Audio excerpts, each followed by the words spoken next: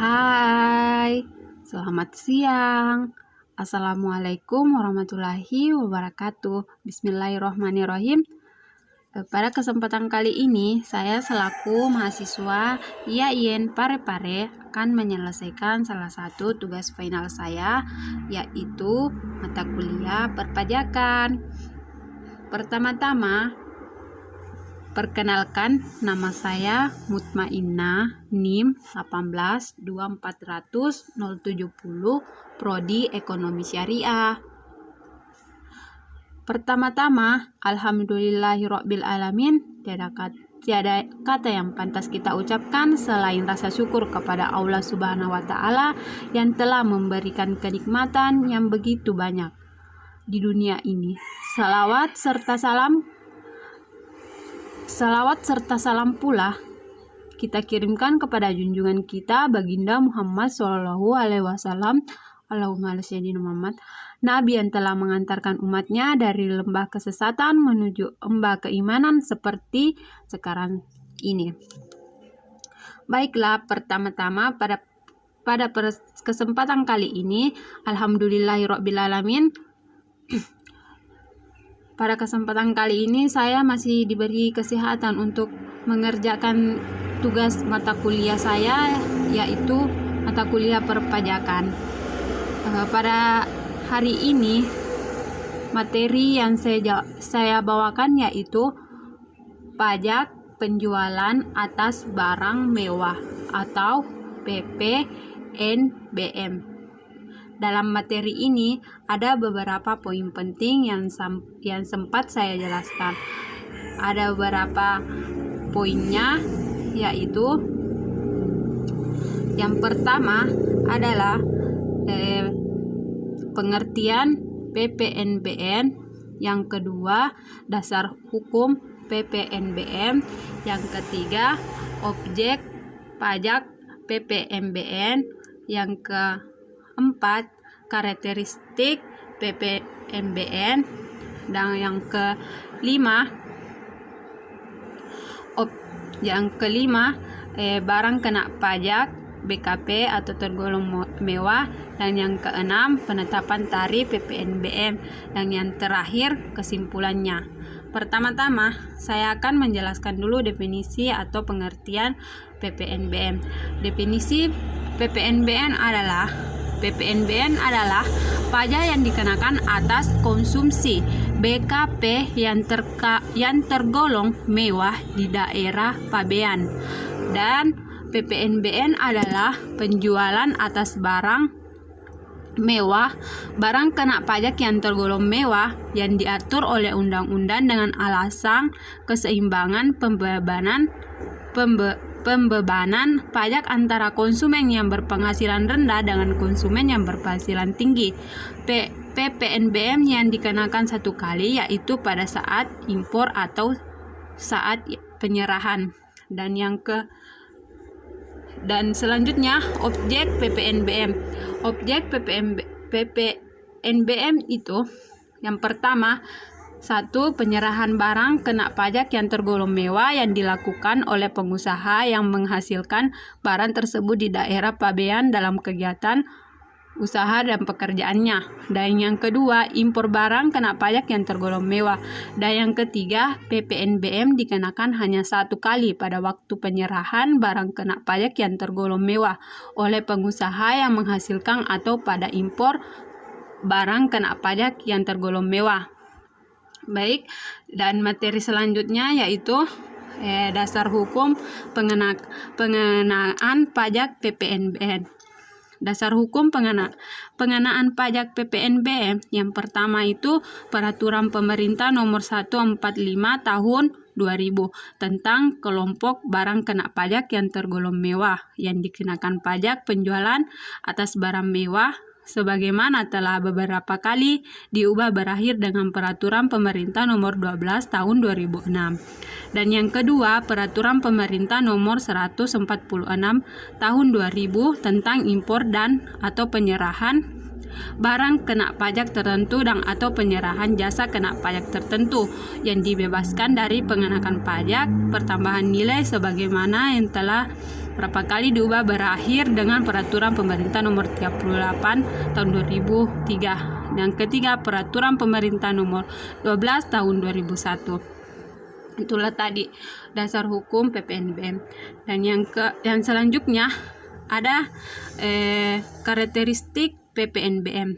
Karakteristik PPNBM yang pertama itu PPNBM merupakan pungutan tambahan di samping PPN.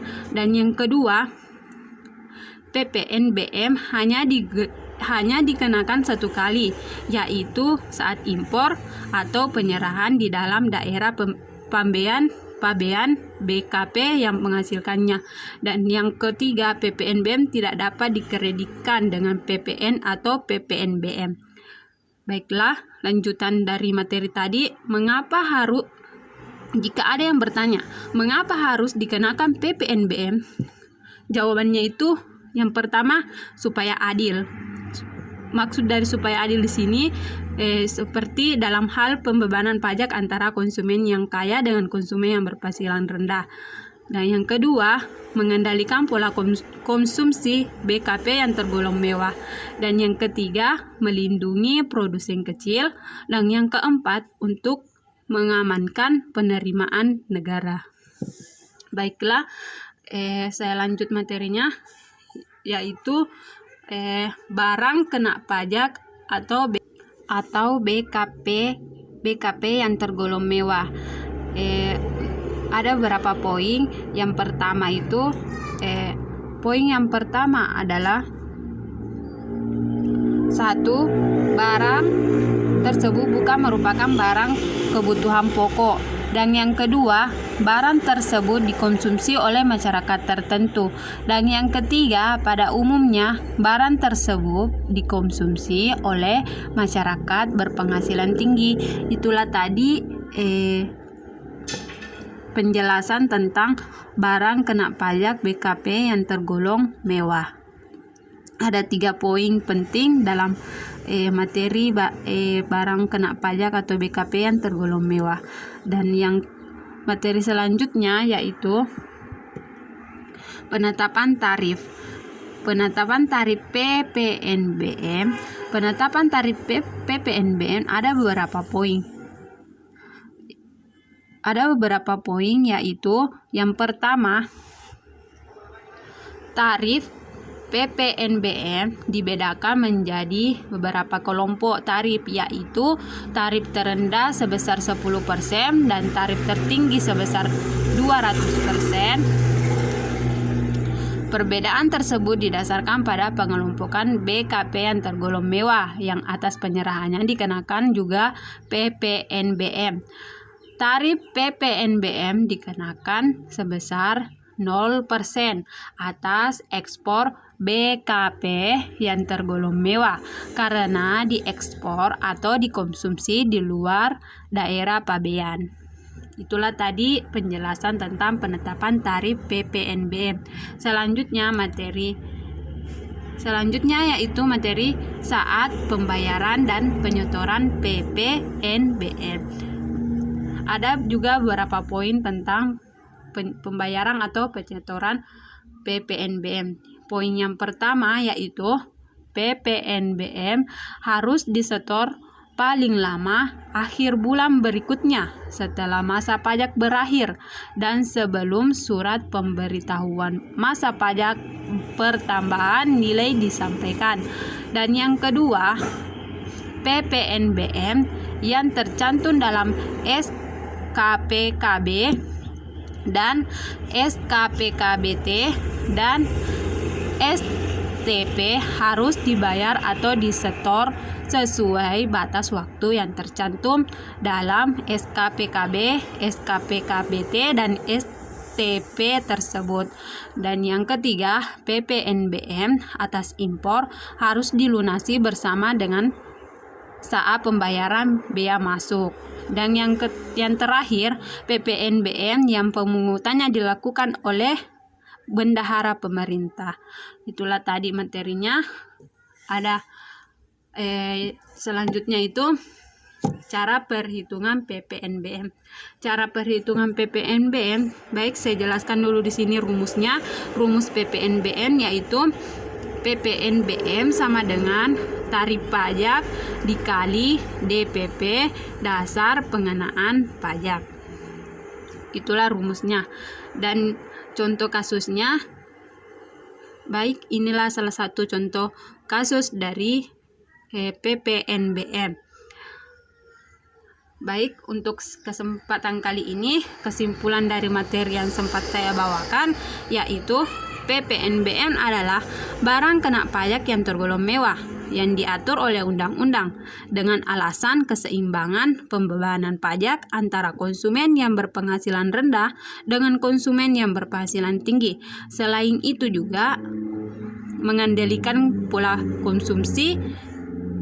Mengapa harus dikenakan PPNBM? Hal ini tak lain bertujuan untuk supaya adil. Itu tadi materi dari saya. Mohon maaf jika ada salah. Sekian dari saya. Assalamualaikum warahmatullahi wabarakatuh. Thank you.